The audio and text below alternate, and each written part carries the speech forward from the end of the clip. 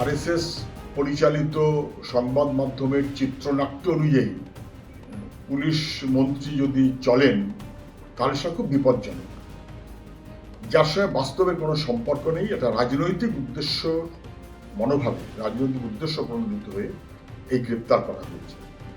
কোন ঘটনায় গ্রেপ্তার বা ইত্যাদি ওরা নিশ্চয়ই পরে দেখাবেন, কিন্তু যেটা বলা হচ্ছিল লিঞ্চিং বা কিছু একটা, সেই ঘটনা যখন ঘটেছে লায়েক আলী তার চাইতে পরে ওখানে পৌঁছেছে, তদন্ত করলেই বোঝা যাবে, মিডিয়ার ফিড পেলেও বোঝা যাবে। এতৎসত্ত্বেও ফাঁসাতে হবে, ভয় দেখাতে হবে। সরকার ভয় পেলে যেরকম ভয় দেখায়, ভয় দেখাতে হবে। তার মতন করে এসব কাজ করা হয়েছে।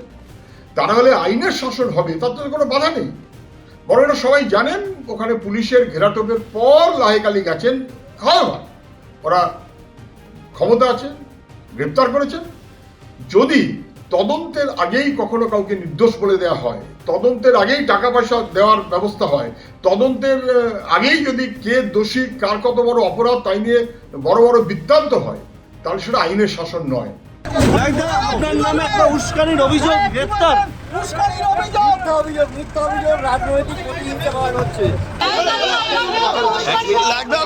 তোমার নামে উস্কানিমূলক মন্তব্য,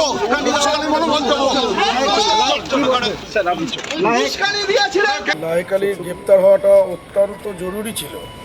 তার কারণ আমাদের ইন্দ্রজিৎ একজন সাধারণ মানুষ, তাকে যেভাবে ওনার ইন্ধনে যেভাবে মেরেছেন, ছেলেটিকে আর বাঁচানোই গেল না, হসপিটালে মৃত অবস্থায় পড়ে রয়েছে। এই লায়েক আলীর ইন্ধনে সারা সূর্যপুরের এক শ্রেণীর মানুষ ইন্দ্রজিতের মতো একটা ভালো ছেলের মৃত্যুবরণ হতে হলো এই লায়েক আলীর জন্য।